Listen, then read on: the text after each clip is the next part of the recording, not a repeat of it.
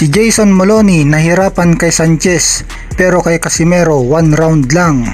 Nung naglaban sina Jason Moloney at Saul Sanchez ay defending champion si Moloney at world title challenger naman si Saul Sanchez. Nahirapan si Moloney sa laban nila ni Sanchez. Bagaman nanalo ito pero majority decision lang ang pagkapanalo at may ilan pa nga ang nagsasabi na si Saul Sanchez dapat ang nanalo. Pero nung si Casimero ang tumalo kay Saul Sanchez, pinatumba at tinapos lang niya ito ng 1 round. Kilala sa pagiging matibay si Sanchez, wala pang nakaka-knockout sa kanya, tanging si Casimero lang. Top rated fighter itong si Saul Sanchez, mga laban niya sa super bantamweight, ni-knockout niya mga kalaban niya. Kaya yung mga nagsasabi na mahina naman si Saul Sanchez ay nagkakamali. Malakas lang talaga si Casimero, kaya niya na-knockout si Saul Sanchez.